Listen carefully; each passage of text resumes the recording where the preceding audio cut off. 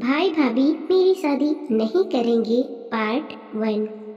प्रज्ञा की शादी की उम्र हो चली थी और उसके मम्मी पापा उसकी शादी खोज रहे थे। प्रज्ञा के परिवार में प्रज्ञा के मम्मी पापा और एक भाई भाभी थे। प्रज्ञा ने इसी वर्ष ग्रेजुएशन कंप्लीट किया था। उसका पढ़ने में कुछ खास मन नहीं लगता था। शुरू से माँ बाप की लाडली बेटी थी और बहुत ही सीधी सादी लड़की थी। उसके मम्मी पापा को पता था कि वह बहुत ही सीधी सादी सम्मानशील लड़की है, जिसे ज़्यादा कुछ चालाकी नहीं आती और न ही वह पढ़ने में कोई बहुत अच्छी है। उसके मम्मी पापा हमेशा उसे समझाते थे, बेटा तू पढ़ाई लिखाई पर थोड़ा ध्यान दिया कर, भगवान न करे कल को नसीब में कुछ ऊंच नीच लिखा हो तो कम से कम अपने पैरों पर खड़ी तो हो सकेगी। पर प्रज्ञा सोचती कि जब तक उसके मम्मी पापा हैं उसके साथ क्या ही गलत हो सकता है, और उसे यह भी पता था कि उसकी मम्मी पापा उसके लिए अच्छे से अच्छा जीवन साथी खोजेंगे जो उसे जीवन भर आराम से रखेगा, तो उसे अपने पैरों पर खड़े होने की क्या जरूरत। प्रज्ञा का स्वभाव बहुत ही अच्छा था और वह बहुत सीधी साधी थी, पर उसे यह बात समझ में नहीं आ रही थी कि अपने पैरों पर खड़ा होना कितना जरूरी होता है।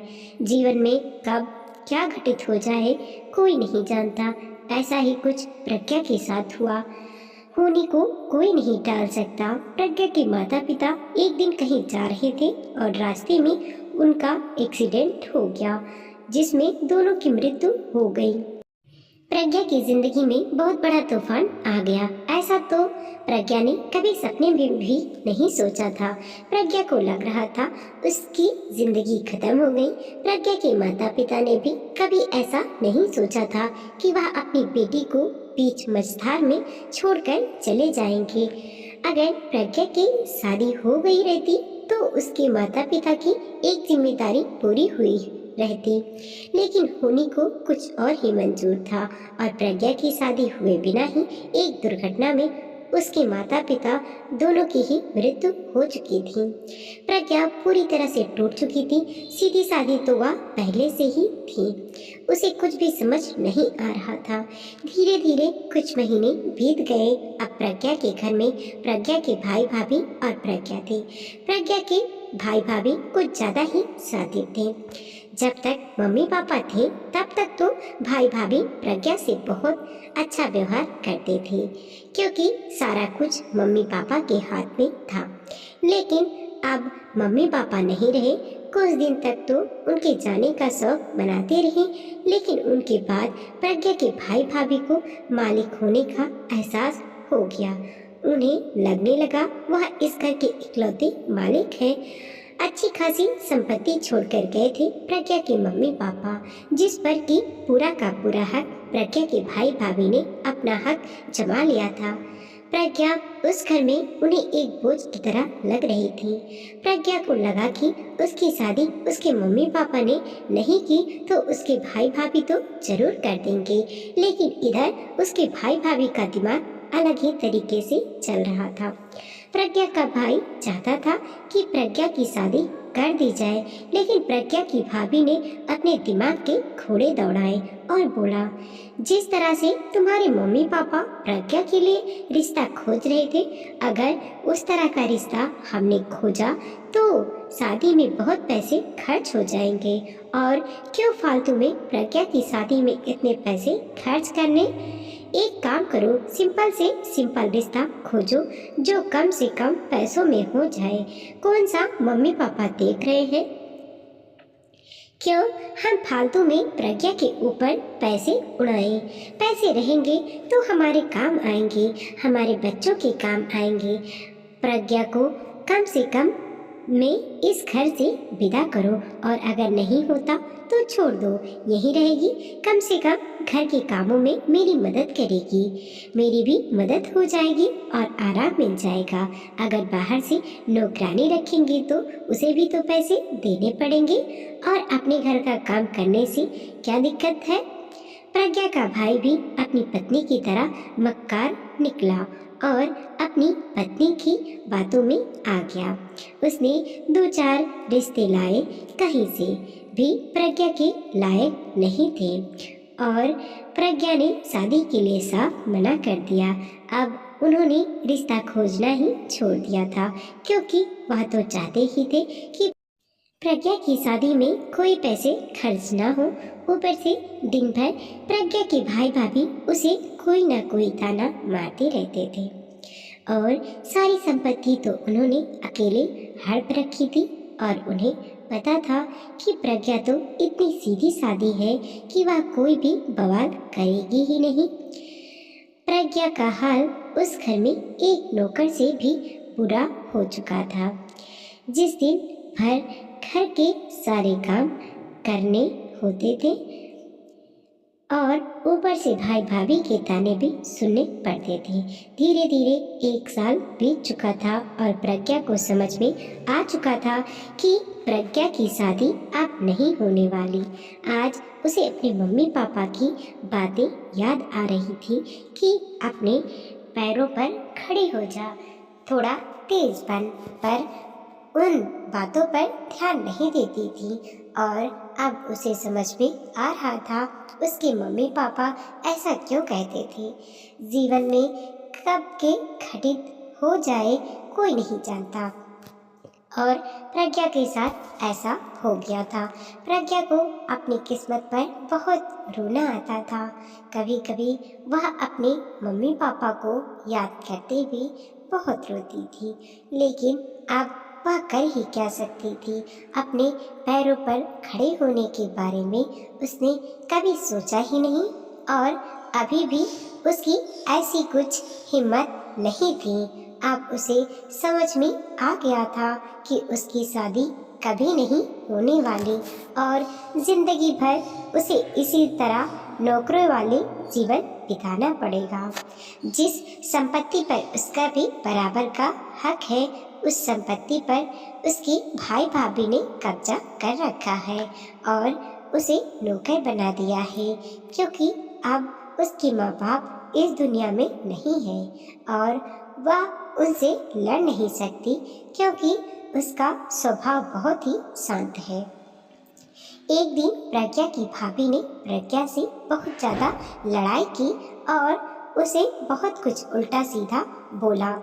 प्रज्ञा को बिल्कुल बर्दाश्त नहीं हुआ और वह रोती हुई घर से बाहर चली गई। प्रज्ञा की भाभी अक्सर उसे इस तरह से ताने मारती थी और वह पास के पार्क में जाकर रोती रहती थी और कुछ देर बाद दिल से सारा गुस्सा आंसू के रूप में निकल जाता और वह खुद ही घर आ जाती थी। प्रज्ञा के भाई भाभी ने सोचा वह फिर से घर आ ही जाएगी, इसीलिए वह भी आराम से अपने घर पर बैठे हुए थे और इस बात से संतुष्ट हो रहे थे कि प्रज्ञा कभी भी अपने हिस्से के लिए लड़ाई झगड़ा नहीं करती और चुपचाप नौकरों वाली जिंदगी जीती है और सारा पैसा उन्होंने अपने कब्जे में कर रखा है। उन्हें कुछ भी प्रज्ञा के ऊपर खर्च नहीं करना पड़ता। लेकिन इस बार प्रज्ञा का दिल कुछ ज़्यादा ही टूट गया था। उसने सोचा था वह अपना जीवन समाप्त कर देगी, क्योंकि वह लड़ाई तो कर नहीं सकती अपने हक के लिए और ना ही वह ऐसी लड़की है कि खुद ही अपने जीवन साथी चुनकर शादी कर ले। उसने कभी किसी लड़के से दोस्ती तक नहीं की थी। उसे पता था शादी तो उसकी कभी होगी नहीं, क्योंकि उसके भाई भाभी कभी करेंगे नहीं और वह खुद से कभी कर नहीं सकती। यही सब सोचते सोचते प्रज्ञा को लगा कि ऐसा जीवन जीने से क्या फ़ायदा जहाँ जीवन का कोई मूल्य ही नहीं बचा। नौकरों वाली जिंदगी बन गई है और वह अपना जीवन खत्म करने की सोचकर आगे बढ़ गई। उसके शहर में आगे एक गहरी नदी थी। प्रज्ञा ने सोच लिया था कि वह उस नदी में कूदकर अपनी जीवन लीला समाप्त कर देगी। ना ही रहना उसे इस दुनिया में, वह अपनी मम्मी पापा के पास चली जाएगी। कम से कम उसके पास सुकून से एक दूसरी दुनिया में तो रहेगी। यह दुनिया बहुत गंदी है, यह सोचकर प्रज्ञा तेज कदमों से नदी की ओर चल पड़ी। प्रज्ञा नदी के पास जाकर चुपचाप खड़ी थी। उसकी हिम्मत नहीं हो रही थी कि वह नदी में छलांग लगा दे, पर उसे लग रहा था कि अब उसके पास कोई चारा नहीं बचा। अगर वह अपने घर जाएगी तो फिर से उसको वही सब कुछ झेलना पड़ेगा।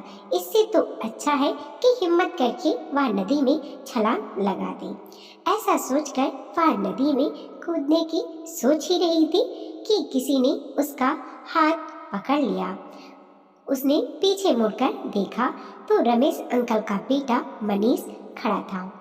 रमेश अंकल प्रज्ञा के पापा के साथ ही काम करते थे और बचपन से प्रज्ञा का घर पे आना जाना था। कभी कभी मनीष भी आ जाता था। मनीष उम्र में प्रज्ञा से काफी बड़ा था, लेकिन प्रज्ञा से अच्छे से पहचानता था। प्रज्ञा ने बोला, अरे आप तो मनीष जी है ना, रमेश अंकल के बेटे। मनीष ने बोला, हाँ प्रज्ञा, मैं मनीष हूँ, पर तुम यहाँ क्या करने जा रही हो? क्यों अपनी जान दे रही हो? प्रज्ञा को कुछ समझ में नहीं आया और वह रोने लगी। मनीष को पता था प्रज्ञा बहुत ही सीधी सादी लड़की है। वह उसे लेकर पास के पार्क में चला गया और उससे पूछा, सारी बातें बताओ, क्या हुआ है? प्रज्ञा ने अपने दिल की सारी बात मनीष को बता दी और बोला, मेरी शादी तो अब इस जन्म में नहीं होने वाली, क्योंकि मेरे भाई भाभी कभी भी मेरी शादी नहीं करेंगे। यह बात मैं समझ चुकी हूँ और मैं खुद से अपनी शादी नहीं कर सकती, क्योंकि मैं शुरू से ही बहुत ही सीधे स्वभाव की हूँ और कभी किसी से दोस्ती तक नहीं करती। मेरा तो कोई दोस्त भी नहीं है, तो बॉयफ्रेंड तो दूर की बात है। और घर पर भाभी मुझे चैन से रहने नहीं देती, हर वक्त ताना मारती रहती है। जिस संपत्ति पर मेरा भी बराबर का हक है, वह संपत्ति अकेले हड़प कर रखी हुई है भाई भाभी ने, और मुझे घर में बोझ समझा जाता है। मनीष ने जब सारी बातें सुनी तो बोला, तुम्हारे साथ तो बहुत गलत हो रहा है। तुम अपने भाई भाभी से अपना हिस्सा लेकर अलग क्यों नहीं हो जाती? इतनी संपत्ति तो थी तुम्हारे मम्मी पापा के पास, थोड़ी तेज बनो। ठीक है, तो अपने पैरों पर खड़ी नहीं हो, पर जितनी भी संपत्ति है, अगर आधा हिस्सा ले लिया तो काफी कुछ आ जाएगा तुम्हारे पास और तुम आराम से अपनी जिंदगी गुजार लोगी, जिस पर तुम्हारा भी बराबर का हक है।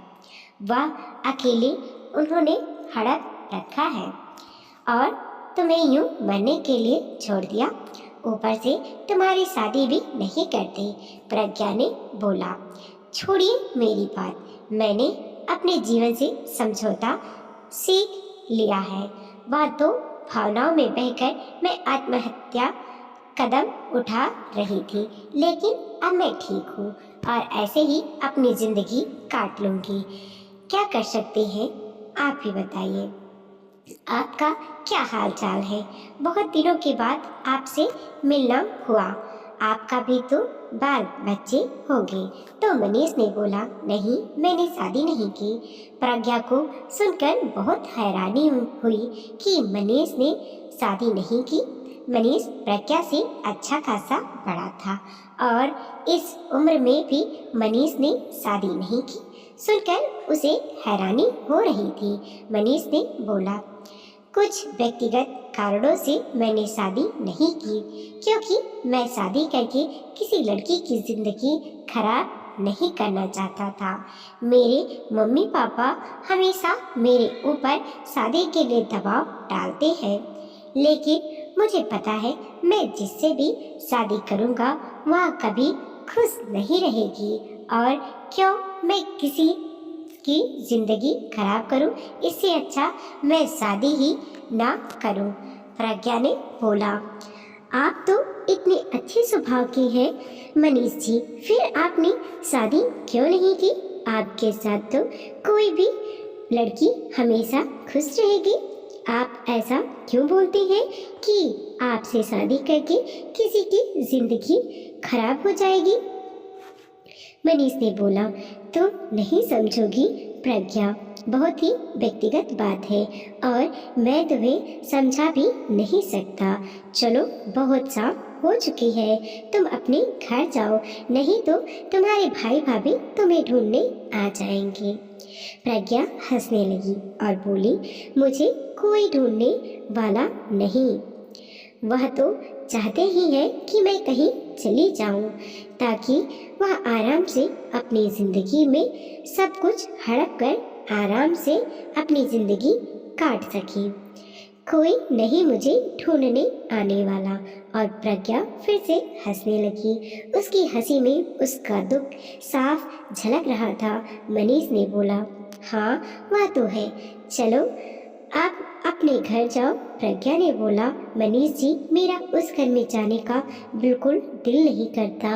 आज आपसे मिलना हुआ तो आपसे दिल की बात करके बहुत कुछ हल्का सा महसूस लगा। मम्मी पापा हमेशा मुझे आत्मनिर्भर होने के लिए बोलते थे, लेकिन मैंने कभी ध्यान नहीं दिया। लेकिन अब मैं आत्मनिर्भर होना चाहती हूँ। क्या आप मुझे कहीं नौकरी दिलवा सकते हैं?